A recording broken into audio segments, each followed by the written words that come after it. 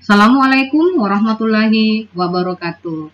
Berjumpa kembali dalam video pembelajaran kami pada seri kuliah persamaan diferensial parsial. Sahabat matematika dan teman-teman bimbel dimanapun berada, pada video kali ini kita akan membahas tentang bentuk kanonik dan solusi umum dari sebuah persamaan diferensial parsial linier orde ke-1 bagian pertama. Video ini nanti ada kelanjutannya pada part kedua yang akan membahas tentang contoh soalnya. Nah, perhatikan bentuk umum dari persamaan diferensial parsial linier orde ke-1 berikut ini. Nah, bentuk umumnya diformulasikan seperti ini, di mana X dan Y-nya, jadi X dan Y pada masing-masing fungsi ini merupakan variabel independen, sedangkan Z-nya adalah variabel dependen yang bergantung terhadap variabel X dan Y. Nah, untuk bentuk kanonik dari persamaan diferensial linier ini, jadi persamaan diferensial linier ini merupakan bentuk standar. Karena dia merupakan bentuk standar dari persamaan diferensial, maka dapat diintegralkan dengan sangat mudah dengan menggunakan integral secara umum. Kemudian untuk solusi umumnya dapat ditentukan untuk dua fungsi, yaitu yang pertama adalah fungsi psi dan yang kedua adalah fungsi eta. Dari fungsi psi dan fungsi etanya dapat ditentukan matriks Jacobiannya dengan formula J X, Y sama dengan determinan dari Zx, kemudian Zy, kemudian eta X dan eta Y. Nah, untuk menentukan nilai dari Cx ini adalah turunan parsial dari fungsi eta. Jadi turunan parsial dari fungsi etanya terhadap variabel X. Kemudian untuk si Y adalah turunan parsial dari fungsi eta terhadap variabel Y. Sedangkan untuk eta X merupakan turunan parsial dari fungsi eta terhadap variabel X. Sedangkan eta Y adalah turunan parsial dari fungsi eta terhadap variabel Y.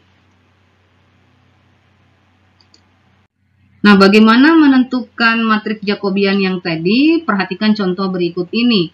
Misalnya diketahui fungsi etanya adalah X plus Y, kemudian fungsi psi-nya adalah X plus Y, dan fungsi etanya adalah X. Nah, kita dapat menentukan nilai Jacobiannya dengan menggunakan formula Jx, Y sama dengan Cx, Cy, kemudian eta X dan eta Y. Nah, kita tuliskan terlebih dahulu untuk fungsi psi-nya adalah X plus Y dan fungsi etanya sama dengan X. Nah, kita tentukan dulu untuk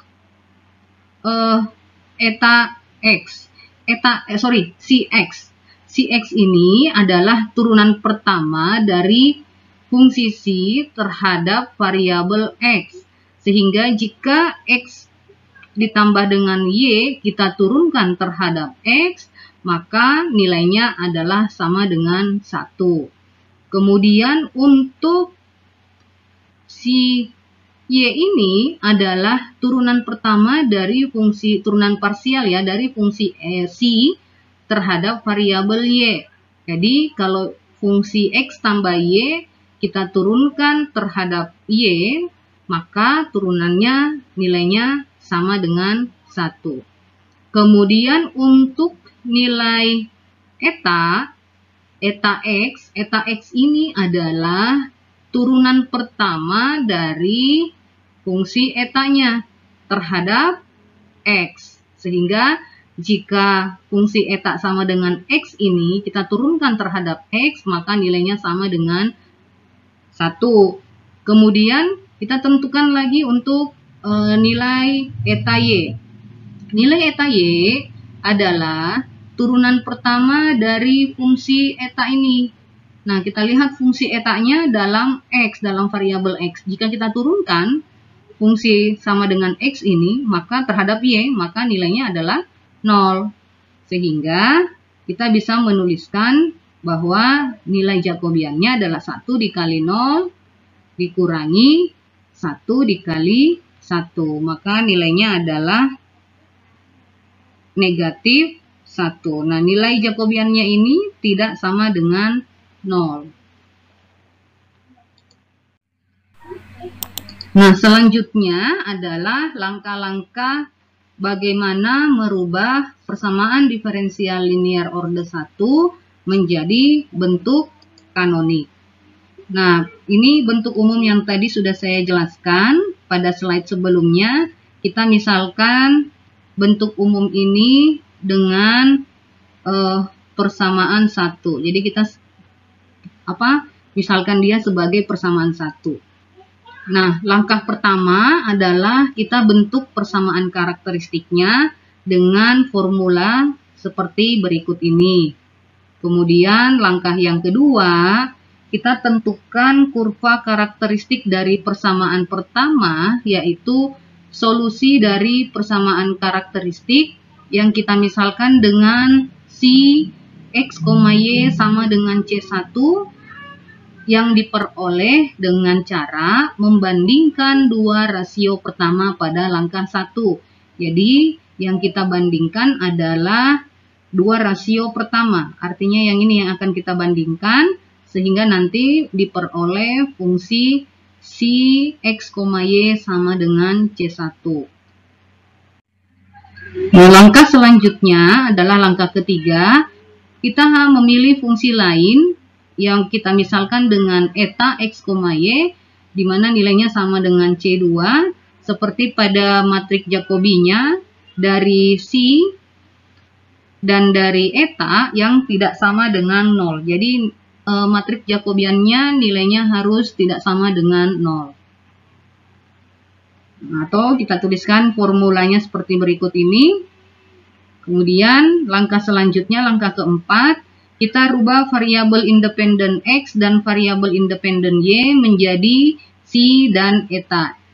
Yaitu kita tuliskan misalnya fungsi awalnya adalah Z atau sama dengan Z X, Y, atau misalkan seperti ini U X, Y, maka kita rubah variabel independen X-nya dengan si, kemudian variabel independen X-nya dengan eta.